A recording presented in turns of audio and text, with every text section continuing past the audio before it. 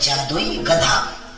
एक समय की बात है कि बादशाह अकबर ने अपनी बेगम को जन्मदिन के लिए बहुत ही खूबसूरत और बेशकीमती हार बनवा के रखा था।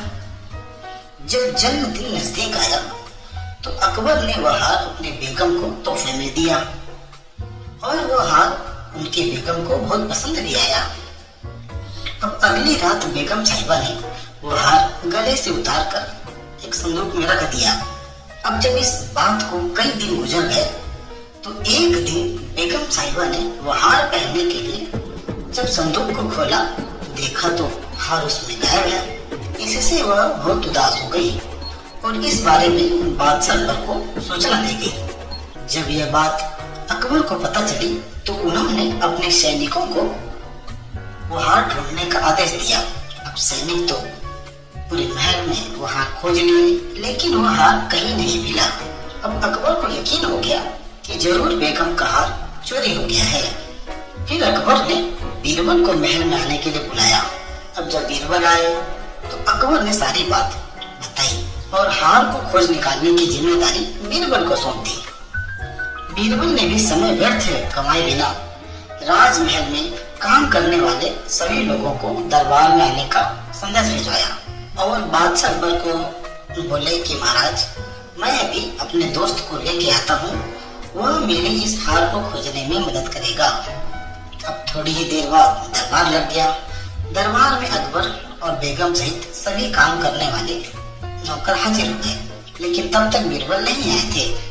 अब सभी बीरबल का इंतजार कर ही रहे थे कि उसी समय बीरबल एक गधे को लेकर राज दरबार में पहुंच जाते हैं।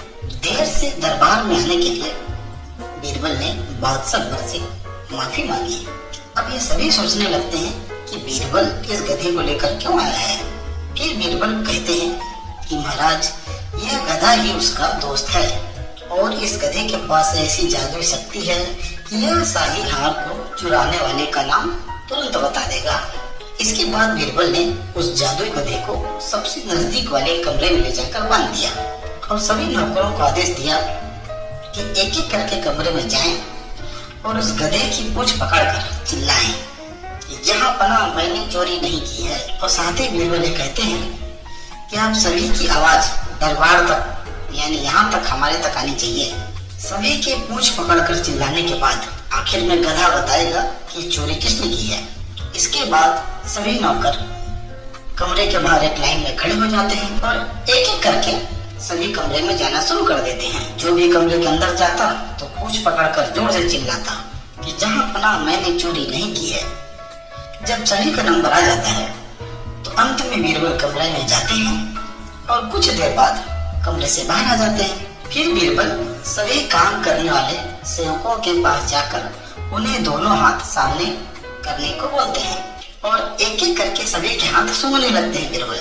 अब बीरबल की इस हरकत को देखकर सभी हैरान हो जाते हैं।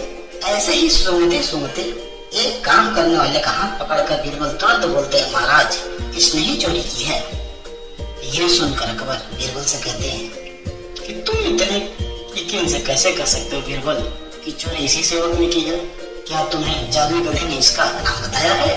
तो बीरबल बोलते हैं कि जहाँ पनाह यह गधा कोई जादुई गधा नहीं है, यह बाकी गधों की तरह एक साधारण गधा ही है। बस मैंने इस गधे की पूंछ पर एक खास किस्म का इत्र लगाया था। सभी सेवकों ने गधे की पूंछ को पकड़ा, बस इस चोर ने इस गधे की पूंछ को नहीं पकड़ा, इसलिए इसके हाथ से इत्र की खुशबू नहीं आ रही है। फिर उस चोर ने भी अपनी गलती स्वीकार कर ली। बादशाह अकबर के सैनिकों ने उससे चोरी के सभी सामान के साथ ही बेगम का हार भी बरामद कर लिया और बीरबल की इस अक्लमंदी की सभी ने सराहना की और बेगम ने खुश होकर बादशाह अकबर से उसे उपहार भी दिलवाया। तो इस कहानी से हमें यही सीख मिलती है दोस्तों, बुरे काम को कितना भी हम छुपाने की कोशिश करें एक न एक दिन सबको पता चल ही जाता है।